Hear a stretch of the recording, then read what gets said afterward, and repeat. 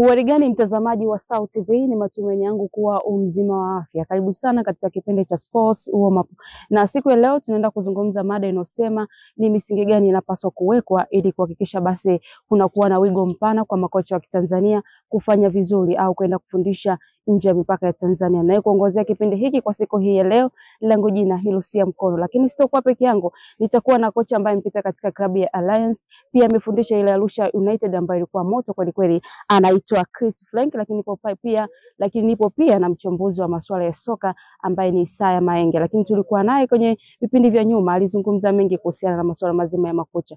Karibu tuwe wote kuanzia mwanzo hadi tamati. Lakini pia unaweza kutufuatilia katika mitandao yetu ya kijamii. Kule Instagram tunapatikana kama SAU TV _ lakini pia kule YouTube tunapatikana kama SAU TV. Kocha Chris Frank, tuanze kwanza moja kwa moja. Tumeona makocha wa Kitanzania wengi kwanza wakishindwa kuaminiwa katika vilabu vya Simba na Yanga, vilabu vikubwa hapa nchini Tanzania. Ukizungumzia Simba, Yanga pamoja na Azam. Huenda hii ikawa changamoto kubwa. Wewe umewahi kufundisha katika vilabu mbalimbali. Ikawa changamoto kubwa kwa makocha wao kutokufanya vizuri nje ya mpaka ya Tanzania au kutokuaminiwa pia? Cha kwanza, unajua mpira kwa sisi sana sana wanasema nabii ya kubariki nyumbani. Lakini Afrika au Tanzania kuna kocha ni wazuri. Wana uwezo wakipewa nafasi. Kwa mfano kuna Ahmed, huyu kocha wa JKT Tanzania. Ni kocha ambaye anafanya vizuri. Sema kwenye vilabu vyetu vikubwa Simba na Yanga, tena tuseme vikongwe, sababu klabu kubwa ni Azam. Simba na Yanga wakongwe wanapenda mwalimu mwenye CV kubwa. Wengi wanaangalia CV A, sio waumini wa B. Kwa hiyo yani wanapenda kuchukua walimu wenye CV kubwa, lakini kusema kwamba Tanzania au Afrika walimu hawana uwezo wa kufundisha vilabu wapo. Mfano mdogo, Juma Mgunda amepewa timu kwenye kipindi cha mpito. Mbona timu ilifanya vizuri? Ni namna tu ya kuamini. Sawa kocha, nitarejea kwako. Niamie kwa Isa Maenge. Isa, kuna wakati ambao makocha wa Tanzania wanaamini katika kufundisha mchezo wa mpira wa miguu hususa kwa wanaume. Huenda kwa kuwafundisha vijana pamoja na timu ya wanawake, huenda ikawapa nafasi pia ya kutoka nje ya mpaka ya Tanzania. Unajua sisi kwetu Tanzania bado tujawekeza kwenye kutengeneza misingi ya kupata walimu bora. Unakuta mwalimu katika eneo hili ni eneo zuri na ni eneo gumu zaidi, lakini anakwenda pale kama sehemu yake ya kupumzika, yani kwamba sio ni kitu ambacho anatakiwa kukifanya kwa sababu anaweza.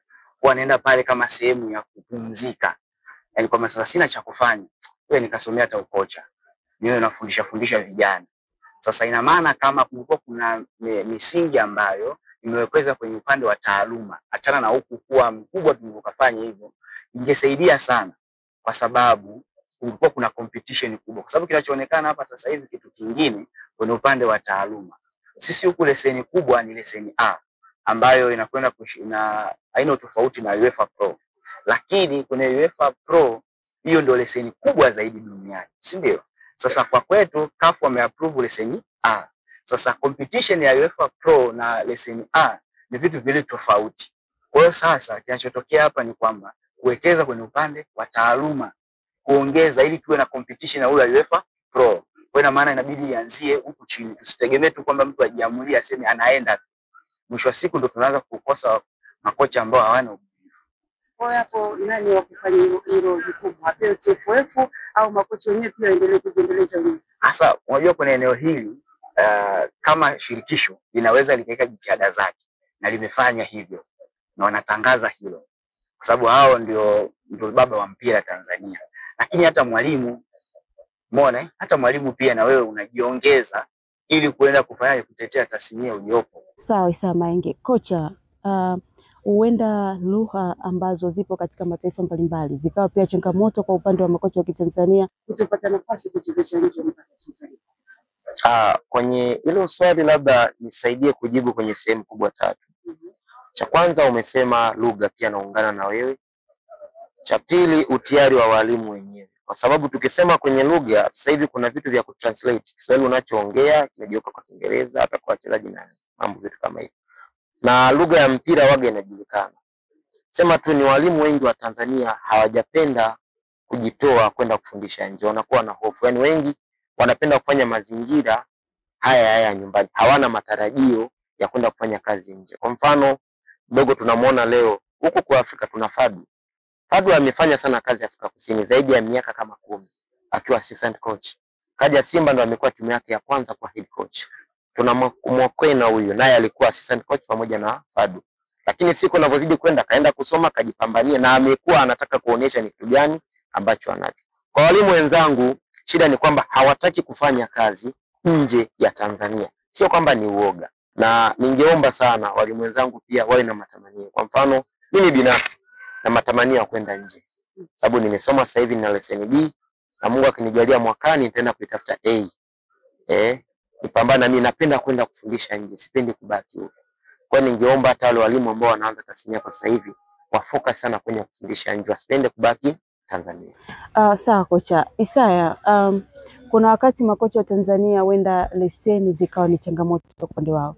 Labda ni hatua gani ambazo unatakiwa uzipitie kuhakikisha basi umefundisha timu za chini unapanda hadi kuweza kufundisha timu za juu?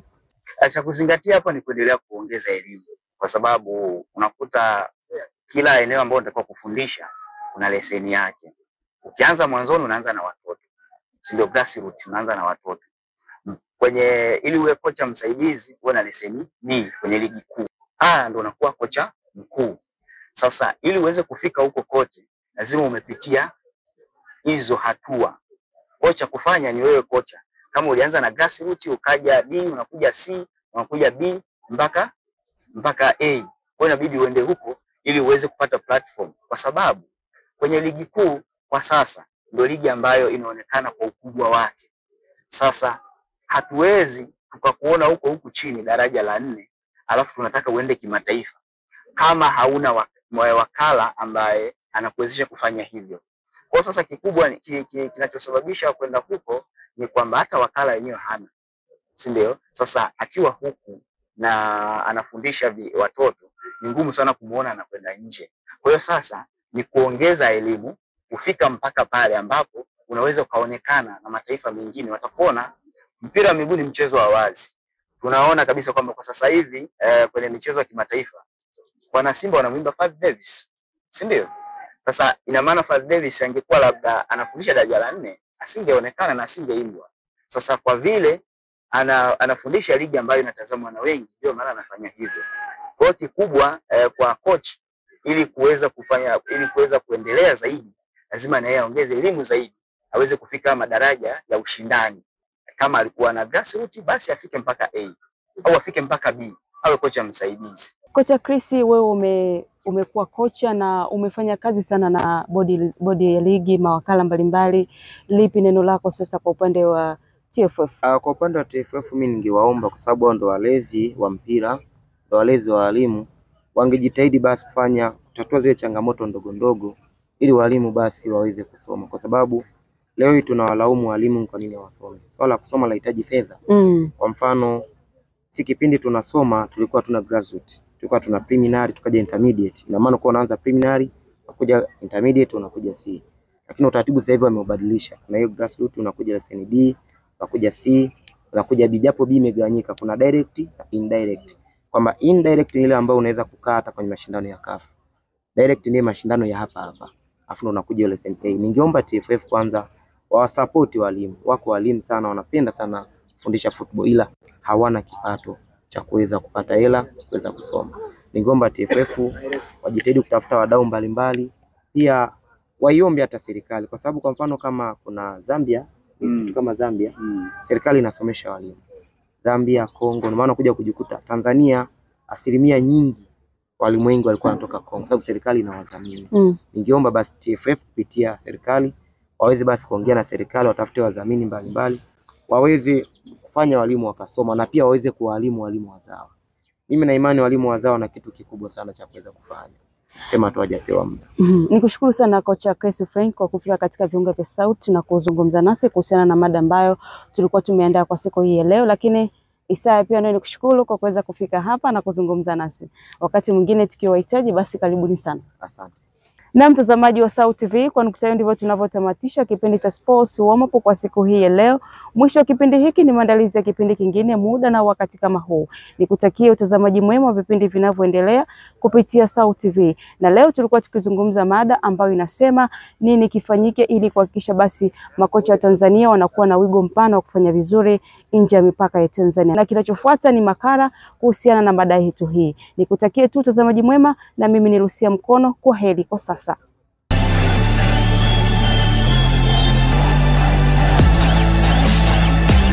Katika ulimwengu wa kisasa wa michezo, hususan mpira wa miguu, kocha si tu mlezi wa wachezaji, bali ni mbunifu, kiongozi na kiungo muhimu katika mafanikio ya timu. Tanzania imejaliwa vipaji lukuki vya wachezaji na makocha, lakini ni wachache sana wanaopata nafasi ya kufanya kazi nje ya mipaka ya nchi. Tofauti na nchi kama Senegal, Nigeria, Morocco na hata Afrika Kusini, zimefanikiwa kupeleka makocha wao kimataifa. Swali ni nini kifanyike ili makocha kitanzania nao wafikie viwango hivyo?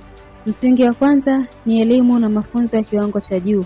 Ili kocha aweze kushindana katika soko la kimataifa, ni lazima awe na leseni zinazotambulika kimataifa kama CAF Pro, UEFA A au hata FIFA Diploma.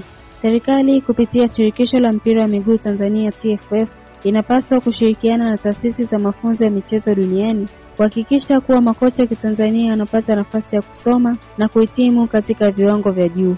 Mafunzo haya yasiyo ya kinadharia tu, bali yahusishe mazoezi ya vitendo, ziara za kimataifa na mafunzo kwa vitendo katika vilabu vya kimataifa. Pili, ni muhimu kuwepo kwa mfumo thabiti wa utambuzi wa kukuza vipaji vya ukocha kuanzia ngazi ya chini. Hii inamaanisha kuwa kila mkoa unapaswa kuwa na vituo vya kukuza makocha wachanga, na kocha awe na fursa ya kupitia ngazi mbalimbali za maendeleo. Kwa mfano, kuanzia kuwa kocha wa timu za vijana, shule hadi vilabu vya ligi ndogo kabla ya kupandishwa ngazi. Mfumo huu unasaidia kumjenga kocha kwa uzoefu wa muda mrefu na utayari wa kushindana kimataifa. Tatu, uwekezaji katika teknolojia ya michezo na utafiti ni msingi mwingine muhimu. Dunia sasa inahitaji makocha waliobobea katika matumizi ya data, uchambuzi wa video, yani video analysis na scouting. Makocha wa Kitanzania wanapaswa kupewa fursa kujifunza matumizi ya teknolojia hizi ili asibaki nyuma katika mbinu na maarifa ya kisasa. TFF inaweza kuanzisha vituo vya ubunifu wa kiteknolojia kwa ajili ya makocha, sambamba na warsha za mara kwa mara kutoka kwa wataalamu wa kimataifa. Kuvumbua majukwaa ya kuwatangaza makocha wetu kimataifa ni suala lisilopaswa kupuuzwa. TFF na klabu kubwa zinapaswa kuwa na mikakati ya kushiriki mashindano ya kimataifa, makongamano ya ukocha na hata kubuni tovuti maalum zinazowatambulisha makocha waliohitimu na rekodi zao. Hili litasaidia kuonyesha dunia uwezo wa makocha wetu na kuwafungulia milango kwa ajira za kimataifa. Ili kufanikisha ndoto na kuwa na makocha Kitanzania wanaotamba duniani, unahitaji uwekezaji wa kitaasisi, sera za kisasa, ushirikiano wa kimataifa na dhamira ya dhati kutoka kwa wadau wote wa michezo. Hatua hizo zikichukuliwa, sio tu tutashuhudia makocha wetu wakinukia katika ligi za Ulaya, Asia na Afrika, bali pia itasaidia kubadilisha taswira ya soka la Tanzania kuwa la ushindani na heshima ya kimataifa.